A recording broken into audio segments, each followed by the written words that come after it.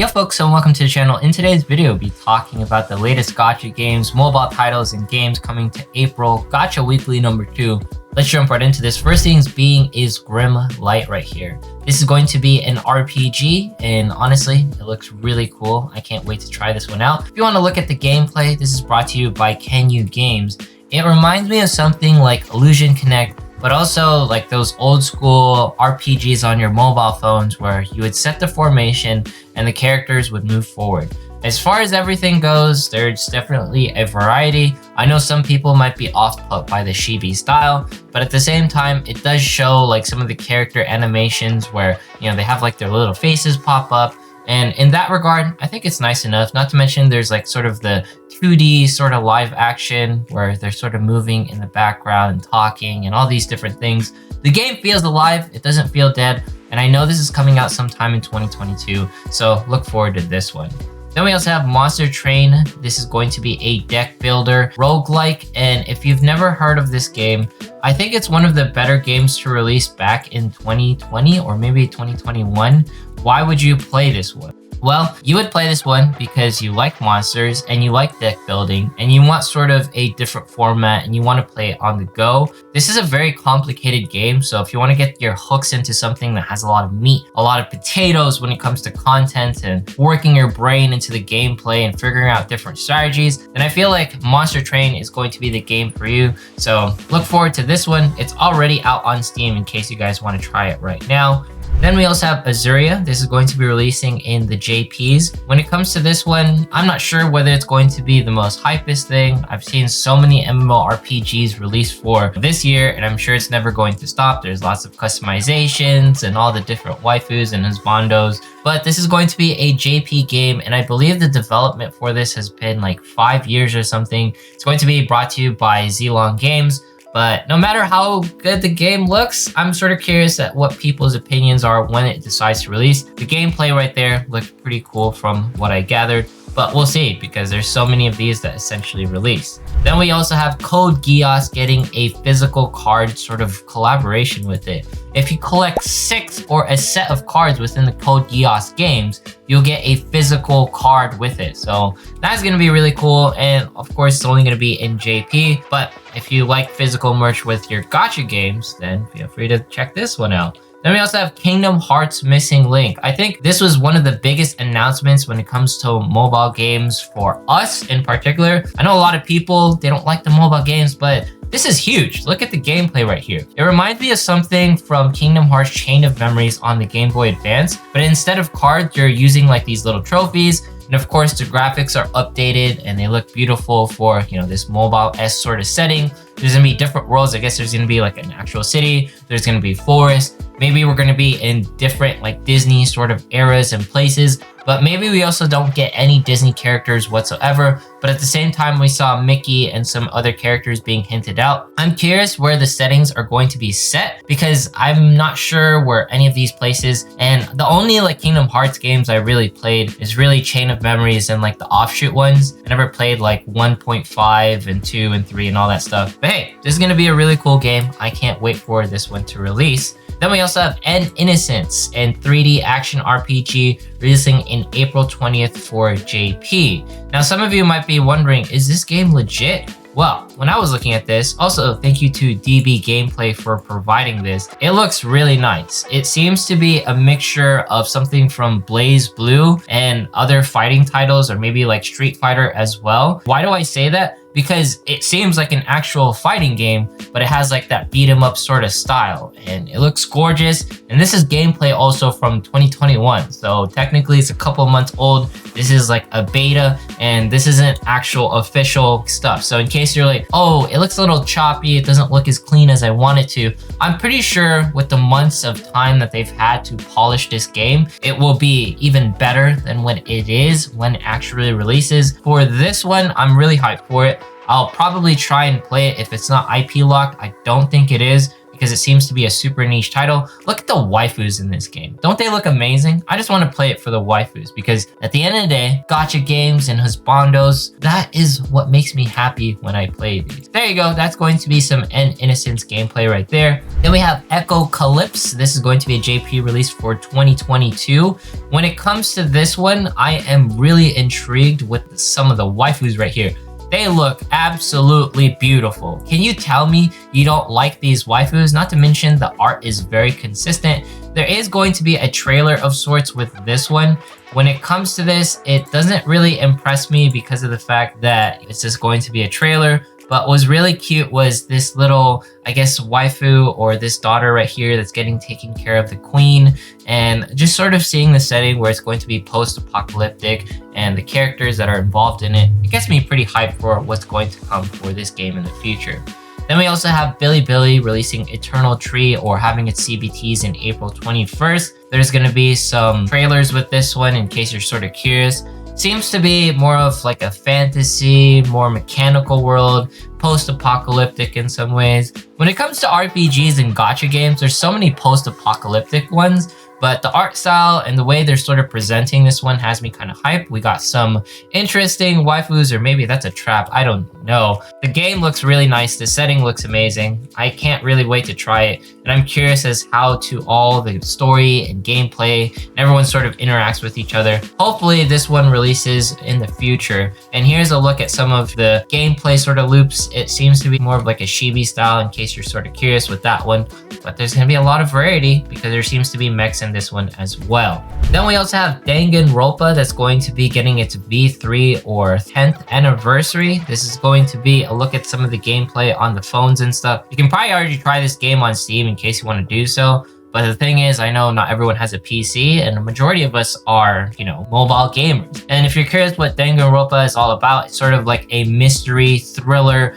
where you're trying to point out like the victims and not get yourself killed. Because in Danganronpa, if you fail, you essentially die. So if you like more of like these thriller, mystery, detective style sort of games, then here's something to look forward to. Not to mention 10th anniversary, you get to create your own character and all that. Then we also have Monster Rancher or Monster Farm, formerly known in JP, that's going to be getting a releases by Line Games. Now, this one sort of surprised me because it kind of came out of nowhere. And Monster Rancher is something that I grew up with over the years as a child, especially on my Game Boy Advance. And I remember raising my first monster. This game brings it back. So I'm curious how they're going to release everything and how it's sort of going to flow, whether it's going to be a 2D action RPG. But here's going to be a look at some of the different things that you can interact with in the Monster Ranchers or Monster Farms. To be honest with you, it seems to be like a lot of content. And if I can understand enough, I'm definitely going to play this game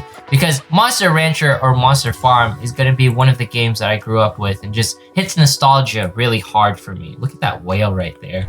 Then we also have Sanrio Miracle Match, a PvP action game that's going to be launching sometime around in June. And some of you might be wondering, Sanrio, what is that? It is going to be Hello Kitty. You're going to be running around with your Hello Kitty characters, and I think you're going to be smacking each other to victory. I have no idea what inspired someone to release. I guess it's like a battle royale for Hello Kitty, but hey, I'm all about it. If this is what people want, then this is what people want. Battle royales and people just being cute with their Hello Kitty characters and capturing each other, doing all sorts of things. Well, it's going to be the game for you if you wanted a Hello Kitty game of that front. Then we also have Peridot, brought to you by Niantic. It's going to be alternate reality pet game, the same things with like Pokemon Go's and the Pikmins and all that stuff. Personally, I love these alternate reality sort of games. I love being active and any excuse to sort of go outside with my mobile phones and check things out. Look at the cute corgis right there. I think I'm going to try this one. I don't know if I'm going to do gameplays or whatever's, but hey, it's beautiful. It's brought to you by Niantic. They're usually pretty decent with their mobile games. We'll see what comes with this one. Look how cute everything is. Then we also have Neoverse. This is going to be another roguelike deck builder. You can try it out on Steam, I believe, already. But what makes this deck builder a little bit different from the other ones is you get to have a waifu that gets to attack the monsters. It's going to be reminiscent of something like Slay the Spire, in case you played anything like that before. But the real reason why you want to play Neoverse opposed to other deck builders is the fact that your waifu looks amazing. You get to cleave monsters while looking good and pretty and all that stuff, right? Then we also have the Gun Reborn mobile game. This is going to be roguelikes shoot 'em up style. This game is already out on Steam as well. If you're noticing the trend, a lot of the Steam games and a lot of roguelikes are being released on the mobile fronts for this weekly's video. But honestly, I don't really mind. The game looks nice, and not to mention, sometimes we need a break from gacha games to play some actual games. But I know sometimes, people don't like this stuff. But at the end of the day, I really like these first-person shooters with that Doom inspiration with it. Then we also have Orient Arcadia. This is going to be a look at some of the visuals for this game. It reminds me of something like a generic RPG, so nothing too crazy there. But at the same time, this is already out in case you guys want to try it, so that's really cool in its own regards. There's going to be some really high fidelity ultimates with this one. I have no idea why. The screenshots for it look okay. But to be honest, I will try this if I can, but it doesn't seem to leave me with anything of like excitement. Just seems sort of generic to me at the end of the day. Then we also have Y6, the Arc of Naphatism. I don't know if I said that right, with 472,000 people pre-registering for this one. This is going to be a look at some of the trailers. Wise is going to be a action RPG of sorts, and it's probably one of the better action RPGs. In fact, it's one of the original ones, sort of in the same leagues of Echoes of Mana. I think this is going to get a Southeast Asia release, so Philippines, Vietnam, Malaysia, Indonesia, those places are going to be getting it before it gets an EN release. The characters and the series is long-standing, so if you've liked Wise and you also wanted to customize and build your own character, this is going to be the one, all right? You can also go on the websites and you can look at some of the characters. There's going to be the warriors, the mages, the rangers, the assassins. I'm kind of curious as how they're going to monetize this one, because it seems like you're going to be getting all the characters outright. But at the end of the day, it seems like a really cool Wise game. Hopefully it's not auto. It seems like it's going to be auto. That ruined it for me, because this is supposed to be an action RPG, not an idle game. So watch out for this one. I don't know if it's going to be as good just because they did that. But Y6, there you go. Then we also have the top 20 games by Games With. They're going to be the FGOs, the Monster Strike, Uma Musume, Dragon Quest Walk, Pokemon Go, and so many more other titles in case you guys want to check it out. And on unfortunate news, we also have Ni no Kuni Crossroads getting a blockchain. All right, I don't really like this because at the end of the day, it stacks more microtransactions and a higher point of entry with this. If this is free to play and they don't make it too scummy, then maybe it's okay. But this doesn't really empower players. When it comes to this, it really just makes it so that players have more hoops in order to get into the gameplay. I don't know if Netmarble canceled Ni no Kuni or not, but this is just really sad to see when it comes to this, unless they make it easy. Look, I have NFTs, I do that sort of thing, but once I realize what they actually are, my support for them has been waning. I know there's a few communities that are really good, but Netmarble has never proven itself to be a generous publisher. And if they sort of ruin this game, they did it to themselves. And I don't know. We'll see what happens. Ni no Kuni right there getting blockchain stuff on it. Then we also have Kingdom Hearts Union Cross. This is going to be a long-standing Kingdom Hearts style sort of game. If you don't know what Kingdom Hearts Union Cross is, it's going to be one of the first mobile games that's ever released. And it's going to be getting one of its more definitive updates. I think it's a huge update. But if you like the Kingdom Hearts series and you wanted to try something out right now, this is definitely going to be the one to play. And I know you get to interact with a bunch of people with this one. Kingdom Hearts Cross, getting a huge collaboration at the end of 2022. And we also have Carrara Fantasia RPG real estate collabs. In case you're wondering, it's sort of, I think, like an idle action RPG. It's an RPG of sorts, but the reason why I'm talking about it is because the RPG real estate anime is currently a thing. So if you've ever wanted to see this gameplay and the waifus interacting in a game, this is going to be something to try out. Then we also have War of the Visions getting its 2nd anniversary, which is a huge milestone. They did like a Q&A with the directors and the people who brought you the game. There's a lot of love poured into this one. Look at the waifu. Doesn't she look amazing? In case you're wondering, what is the gameplay like? It's going to be sort of like a tactic style game where you get to interact with the tiles and everyone's going to be doing attack. It's pretty high fidelity in its own right. And I think if you've liked tactic style sort of games, War of the Visions is definitely one to jump into. I know this isn't out on global yet. It's going to be coming out in global in the future. But the fact that War of the Visions is getting its 2nd anniversary after the trials and tribulations that it's been through, it's really nice because this game should be celebrated with all the different things. Not to mention, it's going to be getting like a summon campaigns where there's going to be free characters and whatnot because it's going to be, you know, the 2nd anniversary. So feel free to try this one out in case you want to do so. Then we also have Figure Fantasy getting a collab with the Slime Reincarnations. You're going to be getting Rimuru in this fashion, and he looks pretty cool in his own right. Rimuru, you know, sort of like that gender bender in some ways. We also have Milim that's also going to be here as well, looking stunning as always. So if you ever wanted to play the slime games within the Figure Fantasies, now is the time to do it. And here's a look at some of their ultimates. Looks really cool. Not to mention Milim doing like the super bombs, the spirit bombs, and all that stuff. Figure Fantasy right there. Doing the collabs, brought to you by Komoa Games and Reflex Fox. Then we also have Puzzles and Dragons collabing with Weekly Shonen, which is really cool. We're going to be having some interesting stuff. Komi-san right here. I love that anime. Inuyasha's. We have the Conans right here as well.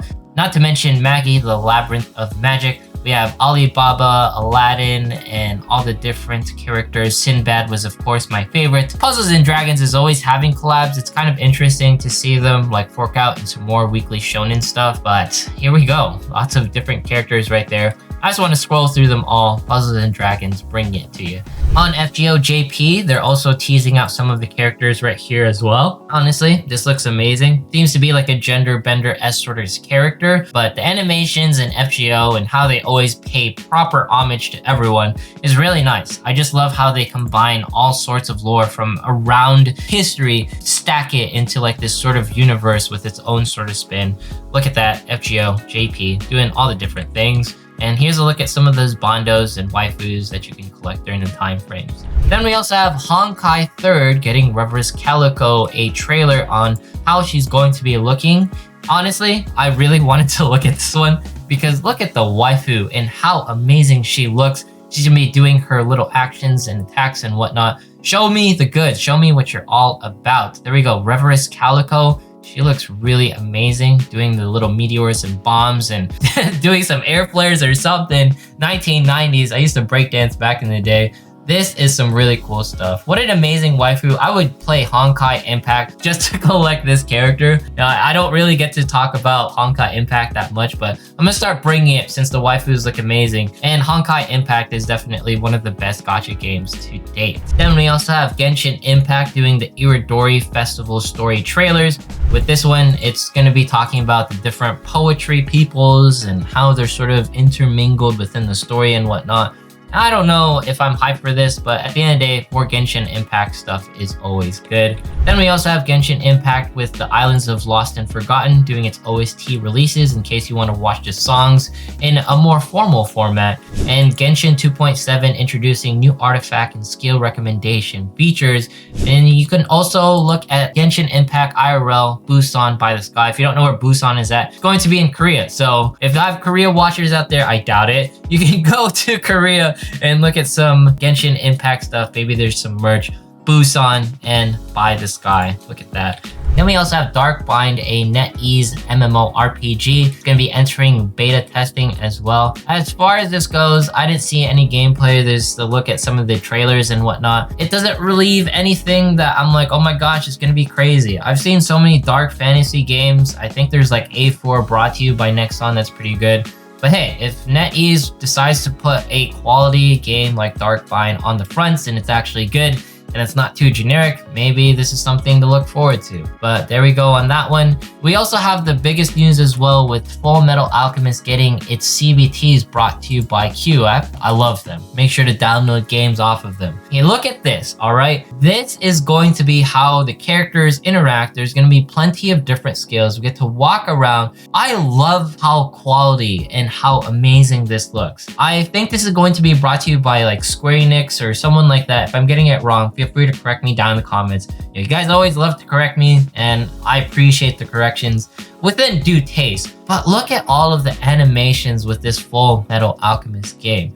It looks so top tier, and the fact that this is going to be one of the opening sequences as soon as you jump into the game, it has me really hyped because it seems like they put a lot of love into this game. And to be honest, I almost want this game to be an actual console game versus like a mobile experience. Hopefully they bring you like more of a console Switch experience as well. But oh man, I really want this game. I want the success for it to be huge. That way it can be released outside of mobile phones and all sorts of things. Look at the animations. They just look really beautiful. And not to mention the UI, it just looks so clean. The design for this, I just can't wait in the settings, and I'm sure the story segments will have us exploring within, how the UI is going to be looking. And here's going to be a look at some of the characters as well. Full Metal Alchemist, this is going to be one of the hypest games for 2022 if it does release in 2022, just because of how gorgeous and how they want to push the boundaries of mobile gaming in some ways to me. Then we also have China granting its first gaming license since the July freeze of last year, which is kind of insane. If you don't know, China has huge bans for teenagers, only allowing them to play 3 hours per week, and only, between the times at 8 p.m. and 9 p.m. of Friday, Saturday, and Sunday. Something like that. I'm not sure if I'm reading that right. But the fact that China is finally allowing more game publishers to release stuff, and this boosted the netty stonks in some ways as well. Chinese people getting a gaming in the boomings in the markets, and honestly, Chinese games are some of the best, so I can't wait to see some more future titles coming out very soon. Then we also have Jujutsu Kaisen getting a play of some sorts. Look at the cast right here. Don't they look absolutely spicy? I don't know if everyone's going to be a waifu or husbando in their own right, but look at Gojo right here. This Gojo adaptation, this cosplay, this man just encapsulates Gojo in this picture. I am just, I'm a man, but I know what I'm feeling right now. Gojo looks absolutely insane. Look at Kento Nanami. He looks really cool as well. Panda? Oh my god. What an amazing adaptation right there. We got Unumaki, and then we also have Maki, is an amazing character. If you love the mangas and stuff, we got Hanami right there, Jogo, and we got the Getos, and not to mention the Yoshinos, our lovely Ota, and Eri. Lots of different characters right there. Oh, we got, Sukuna as well. Very cool. But I'm not sure if I got everyone's name right there. The only thing I know is Gojo looking mad spicy in his own right, because this is just the best. We also have free registrations for all of the games, so in case you're like, hey Bork, you missed something, you didn't talk about anything, you can just go through this list and tell me what I missed, and tell me the games that you are looking forward to, because this Grimlight game right here was brought to you by someone down in the comments, so thank you for introducing me to these games. I'm always looking forward to gacha games, or just mobile games, or anime games, or games in general being announced. But anyways, if you made it this far in today's video, consider subscribing, dropping a like, leaving a comment, follow me on Twitch, follow me on Twitter. Once you're at 35,000 subs, we're doing a giveaway. Thanks so much for watching. Have yourself a fantastic day, and see you guys in the next one.